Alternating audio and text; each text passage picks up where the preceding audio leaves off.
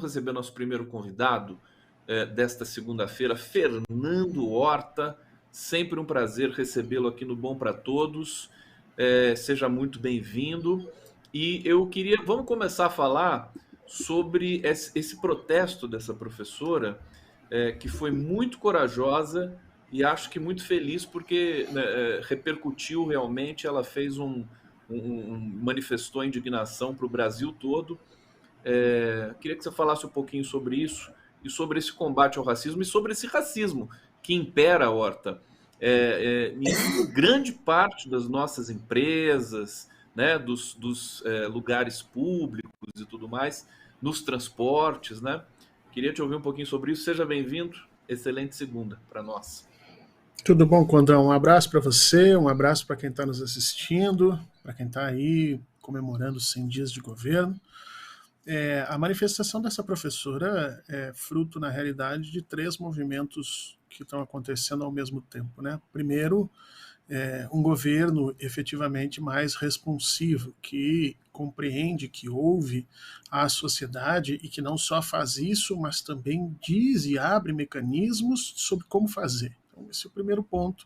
Se nós estivéssemos ainda com o governo anterior, esta professora poderia ficar pelada e provavelmente teria saído do supermercado com um processo de, sei lá, né, atentado violento ao pudor, e uma série de pessoas e ministros aí dizendo que não é assim que se deve prosseguir e tudo mais. Segundo, existe hoje uma quantidade de negros no governo que permite com que as pessoas negras se vejam representadas, o que aumenta a capacidade delas de tomarem decisões como essa professora tomou, que venham a ser decisões de questionamento sobre a estrutura social e que não tenham medo de fazer efetivamente essas coisas. Então, é um segundo movimento junto. E o terceiro é que há já há algum tempo um trabalho bastante grande na nossa sociedade no sentido de abrir espaço para que as pessoas possam efetivamente fazer uso, né, dos seus conhecimentos, da sua forma de atuação no sentido de combater o racismo. Não só as pessoas estão se dando conta de que isso efetivamente existe pela ação dos movimentos negros organizados, mas começam a se sentir cada vez mais encorajadas de questionar esse processo, o que nos traz uma imensa felicidade, porque o racismo que nós temos, ele é encroado, né? Ele está dentro das nossas estruturas mais básicas. Eu me recordo muitas vezes de estar trabalhando em algumas empresas que iam fazer seleção e na hora de fazer seleção botavam um anúncio lá dizendo que era requerido boa aparência, e o boa aparência significava pessoas brancas, pessoas com os cabelos puxados, né, para trás, presos, se fosse uma pessoa que não tivesse cabelo liso. Então, essas coisas continuam acontecendo no país, e é por isso que a atitude da professora é tão louvável e deve, acima de tudo, ser repetida sempre que houver um tipo de ameaça ou ataque a esses direitos básicos das pessoas negras. Aí, Fernando Horta, deixa eu já ler alguns comentários aqui do público que está chegando forte aqui no nosso canal no YouTube. A Glaucia Amaral está dizendo: parabéns para a professora, racismo ainda admissível.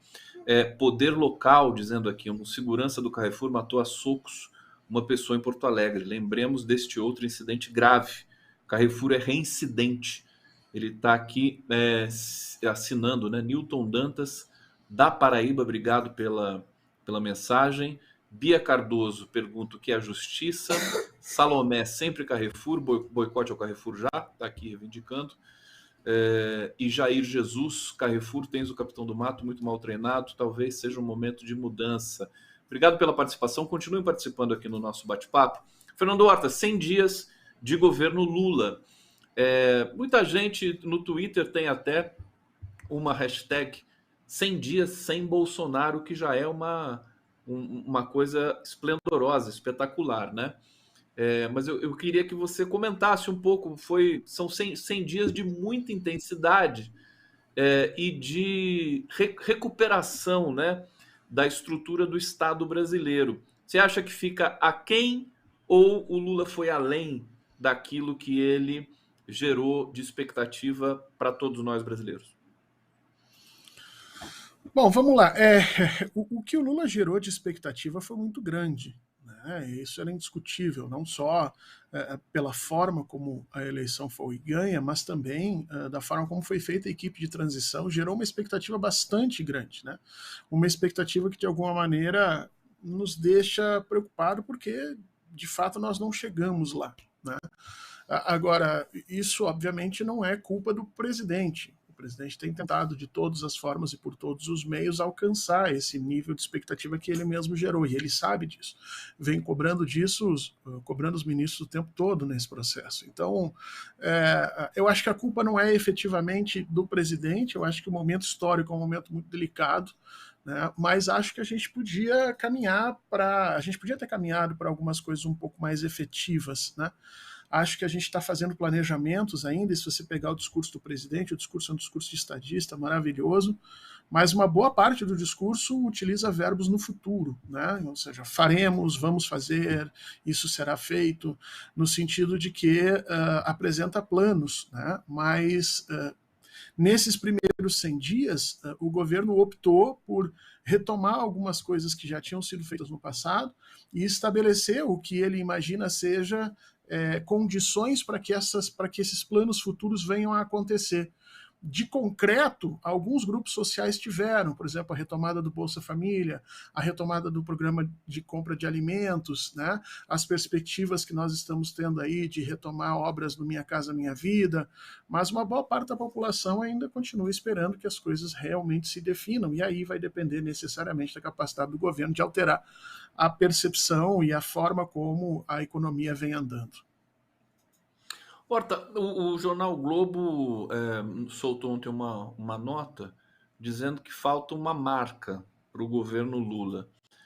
E já houve até uma resposta do governo, não me lembro se algum ministro ou algum assessor, dizendo que o governo se preocupou nesses primeiros 100 dias a restaurar o Estado, né? A fazer um trabalho de recuperação, e por isso não teve uma marca assim forte, né? Os programas sociais que foram retomados já são marcas do passado, né? São marcas, o Bolsa Família, o Minha Casa Minha Vida.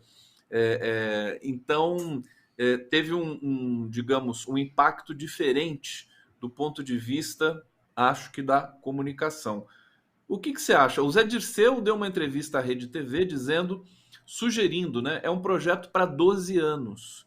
É um projeto que, depois de Bolsonaro, né, não se arruma um país num mandato, não se estrutura, não se reestrutura um país num mandato, e chegou a sugerir o slogan, parafraseando Juscelino Kubitschek, né? 100 anos em 10, né? Depois dos 50 anos em 5, 100 anos em 10. Eu até interagi com o Zé Dirceu ontem e falei para ele, né? E esses 100 anos em 10, o que é, Zé? Ele falou, no mínimo, né? No mínimo. Esse é o Zé Dirceu. E aí, Horta, o que você acha? Esse é o nível de perspectiva, né, de esperança que a população tem num governo Lula. É importante que o presidente nunca perca isso de visão, né? Nunca seja convencido de que nós podemos fazer menos do que nós efetivamente podemos a partir da nossa história, a partir da condição de luta que o próprio presidente liderou. É importante que o presidente mantenha sempre a audácia para encarar os próximos tempos, e é isso que o José Dirceu está colocando. Eu acho que não há ninguém mais audacioso no Brasil do que ele, a própria história dele mostrou isso.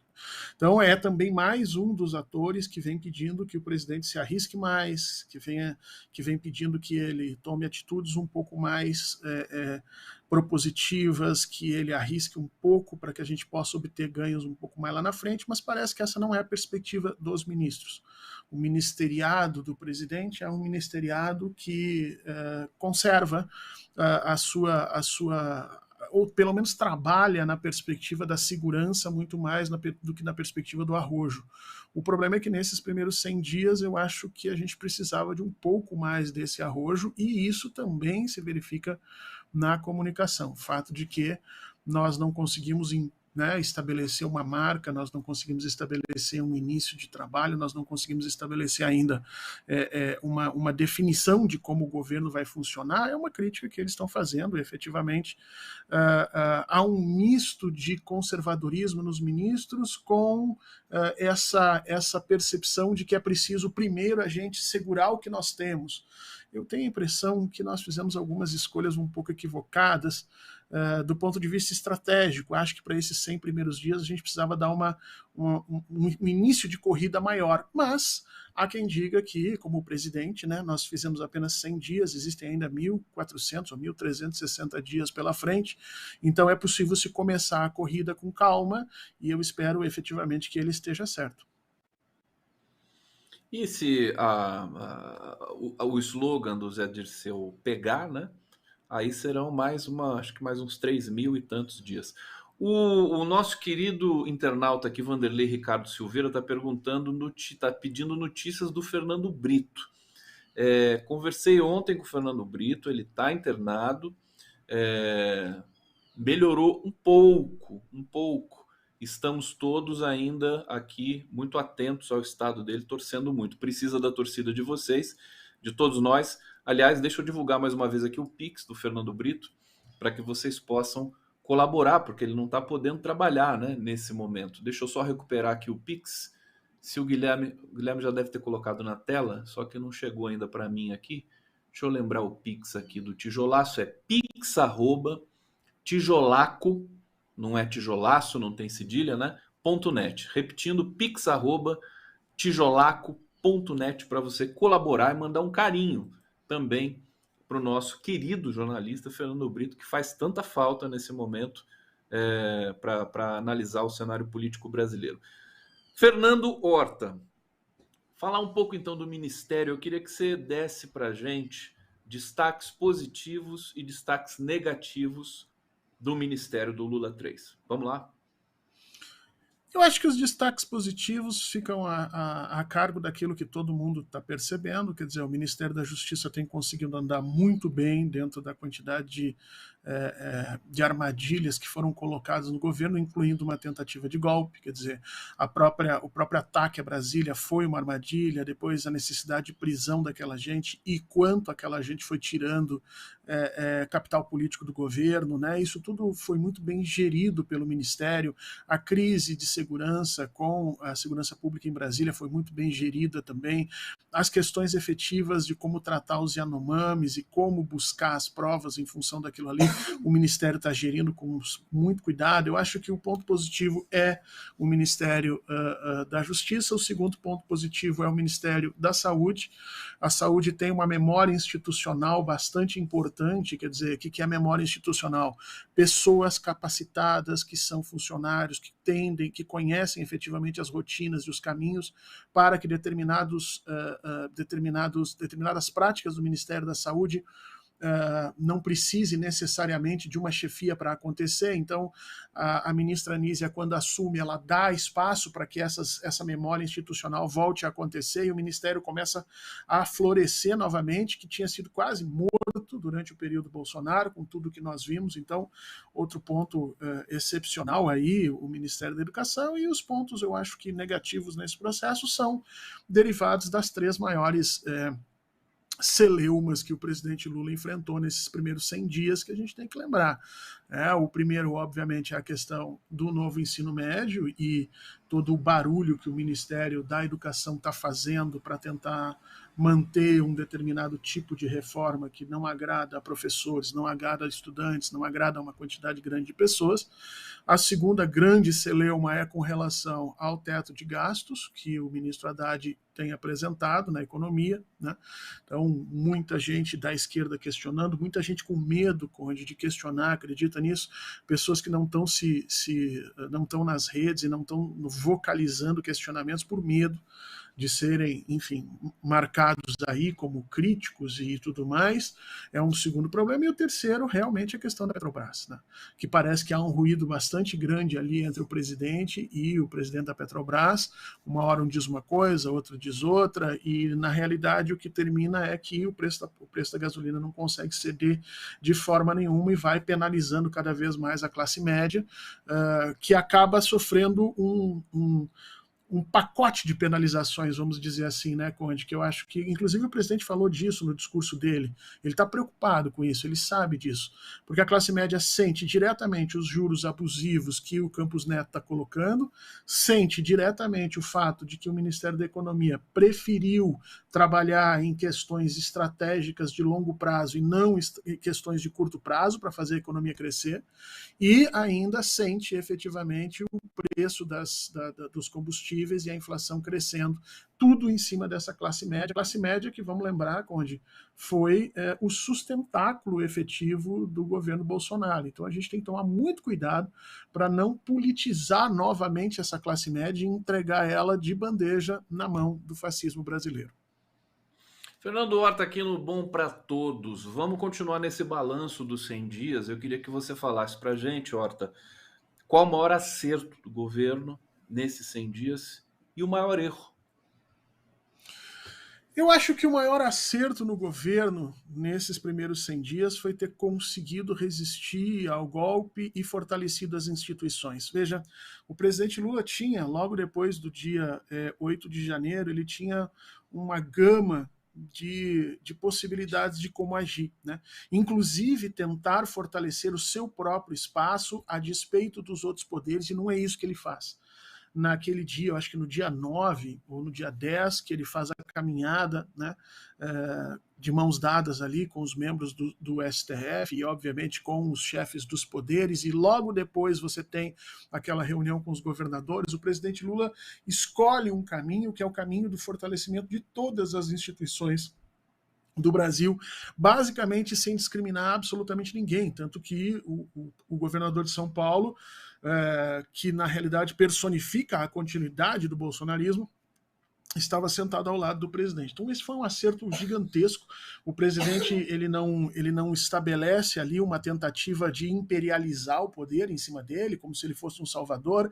Ele não se coloca na condição de vítima, de ter sobrevivido a um ataque. Não. Ele toma uma postura bastante republicana de fortalecimento de todo o Brasil institucional. Esse foi um enorme acerto, que eu acho que vai ser lembrado historicamente nos próximos anos como o presidente que por 2 momentos sofreu golpe. Um golpe foi durante o período da eleição, nós vimos, a eleição quase foi roubada completamente, e o segundo logo depois que foi aceito, e ainda assim teve grandeza de fortalecer as instituições brasileiras. E no meu entendimento, o maior erro tem sido a questão da economia. Escolher discutir esse marco tributário nesse momento, no primeiro semestre, com 100 dias de governo, me parece que foi um erro. Se era possível apresentar isso em outubro, em novembro, que se deixasse para apresentar em outubro e novembro, quando você tivesse um governo mais fortalecido, capaz efetivamente de fazer discussões mais audaciosas sobre o marco, capaz de tentar negociar questões mais profundas a respeito disso. Nós escolhemos antecipar esse processo, julgando que de alguma forma essa antecipação vai nos ajudar a fazer o Brasil crescer, mas não há nenhuma evidência econômica, a não ser em teorias muito antigas que não são mais as em voga, de que efetivamente uma transformação no marco fiscal e tributário vai induzir algum tipo de crescimento. Não é à toa que uma parte significativa das pessoas, dos institutos, já estão apontando aí como um ano muito difícil que o governo vai ter na economia, provavelmente um crescimento muito próximo a zero. Isso vai ter um peso central na análise do governo Lula, especialmente a partir de outubro. O presidente vai pagar um preço político bastante alto por essa escolha. E tenho para mim que, se ele pudesse olhar isso com um pouco mais de calma nesse momento, ele teria preferido mudar a ordem das coisas. Primeiro, investir em medidas que gerassem crescimento de forma direta, e só no segundo semestre discutir marco fiscal e marco tributário. Tá aí o Fernando Horta com suas análises consistentes aqui no Bom para Todos. Deixa eu repetir aqui o Pix do Fernando Brito, porque aqui a operação da nossa transmissão disse que não tinha ali o letreiro pronto, agora tem. Então vamos lá, pix@tijolaco.net, para quem quiser contribuir com o Fernando Brito. Vou repetir mais uma vez, pix@tijolaco.net. Aí o Fernando Brito se recuperando, vamos torcer muito para ele conseguir se recuperar aí nos próximos dias do problema de saúde que ele está tentando vencer. Fernando Horta, eu vou trazer um tema que eu sei que é muito caro a você, que é a educação, e que é um tema que está provocando uma certa, como você usou a palavra, celeuma, né, na sociedade brasileira como um todo. E eu queria saber de você o seguinte: hoje o Lula, no discurso aí dos 100 dias, ele disse que vai manter a reforma do ensino médio, um novo ensino médio. Duas perguntas, né? Se vai manter, por que abriu, por que suspendeu a implementação? Essa é uma pergunta. E a outra pergunta: o Lula, em geral, ele fica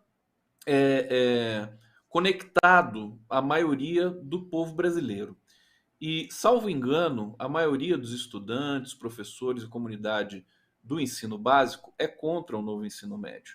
O que está acontecendo que o Lula está, digamos, mantendo essa fidelidade a uma reforma que, segundo analistas, os mais qualificados do país, ela serve aos interesses do ensino privado? Tá aí uma batata quente para você analisar para a gente, Fernando Horta. Eu não sei te responder isso, Conde. Eu realmente não sei te responder.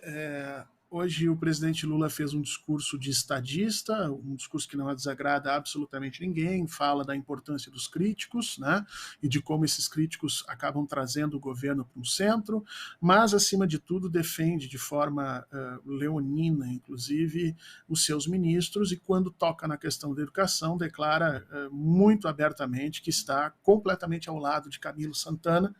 E isso é uma coisa que impressiona a gente, porque logo depois do massacre que ocorreu em Blumenau, e que a gente ainda continua com o coração aberto frente àquilo, né? Logo depois daquele massacre, me pareceu que o presidente tinha percebido que havia um hiato grande ali no processo da educação que precisava ser questionado, precisava ser trabalhado, né?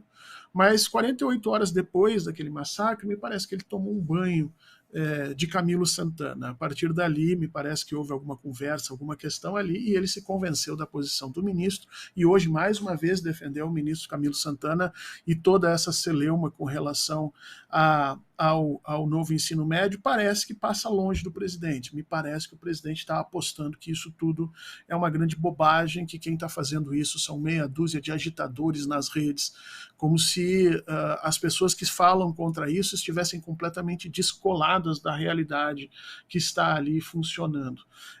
Cada vez mais nós, educadores, estamos sentindo que esse período de 60 dias que o novo ensino médio foi suspendido e que o presidente declarou que deveria ali ser feito uma série de consultas e conversas, cada vez mais nós estamos convencidos de que isso está sendo usado como uma ferramenta para que o debate entre em panos mornos e que não se faça absolutamente nada, e cada vez mais nós estamos descrentes de que possa se modificar alguma coisa. É uma pena, Conde, por dois motivos. Primeiro, porque os jovens efetivamente que estão submetidos a essa aventura educacional que é esse novo ensino médio, sobretudo aqueles que estão em escola pública, vão pagar um preço muito caro pelo que está ocorrendo. E o próprio governo, futuramente, especialmente a partir de 2024, 2025, quando esses primeiros jovens começarem a ter que encarar as faculdades e a vida ali na frente, quando esses jovens começarem a passar por isso, nós vamos ter uma crítica muito mais violenta com relação ao modelo do ensino médio que está sendo implementado, porque vai ficar mais claro ainda para as famílias o resultado disso.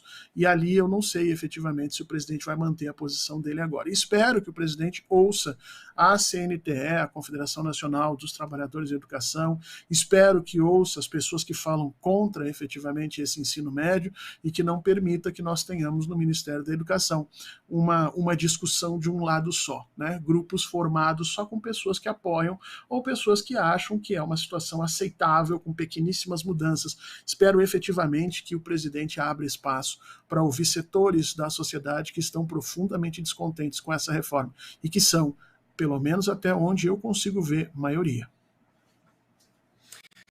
Fernando Horta, para terminar, eu queria uma leitura sua do seguinte: o Bolsonaro voltou ao Brasil faz uma semana, já foi depor a Polícia Federal, um pouco mais de uma semana, né? E, e me parece que ele está bastante escanteado por toda a cena política. Ele não consegue mais promover aqueles estrondos, né, nas redes que ele costumava fazer. Isso é uma boa notícia?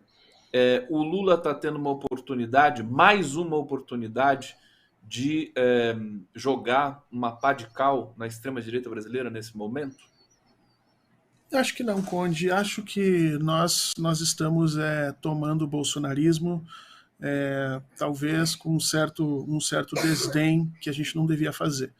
Bolsonaro até agora, desde que voltou ao Brasil, acertou em todos os pontos que fez. Decidiu que não vai ser chefe da oposição, ou seja, estabeleceu que não vai ser ele que vai se desgastar no confronto diário contra o governo Luiz Inácio Lula da Silva, decidiu que vai viajar o país, portanto já estabeleceu o início da campanha dele a partir de agora, está se mantendo distante dessas questões, aumentando seu capital político e, obviamente, continua trabalhando de forma muito forte na comunicação nas redes.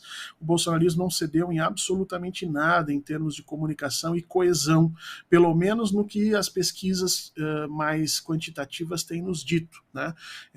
Está se fortalecendo cada vez mais e está dando espaço para que efetivamente toda e qualquer agenda do governo que não atinja os seus objetivos e não seja entendida ou comunicada de forma efetiva, ela venha a ser usado pelo bolsonarismo como mais um cravinho que vai incomodando ali o governo. Eu tenho medo que a gente realmente acredite que o bolsonarismo está em decadência e que, portanto, Jair Bolsonaro já está vencido e que nós nos demos, e que a gente venha a acordar isso em 2024 nas eleições para prefeito com uma enorme derrota que a esquerda, se pensar desta maneira e se agir desta forma, vai acabar recebendo ali em 2024 e aí nós vamos ter 2 anos de desespero novamente tentando nos prepararmos para a eleição de 2026. É preciso ficar muito atento.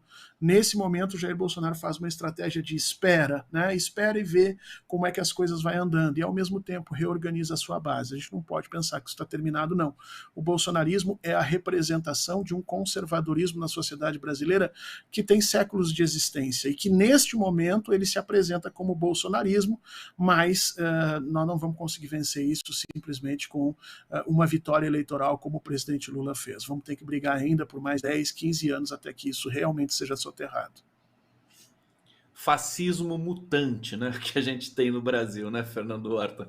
Horta, querido, obrigado. Uma excelente semana para você. Bom trabalho, boa ação aí, como você costuma fazer nas redes. O Twitter do Fernando Horta é uma agitação total. Recomendo a todos seguirem o Fernando Horta no Twitter e também no canal dele no YouTube. Horta, obrigado, querido. A gente ainda se encontra Conde. Nessa semana. Obrigado, grande abraço para todo mundo, boa semana, respiremos que só começou 100 dias, ainda tem mais 1.360 pela frente.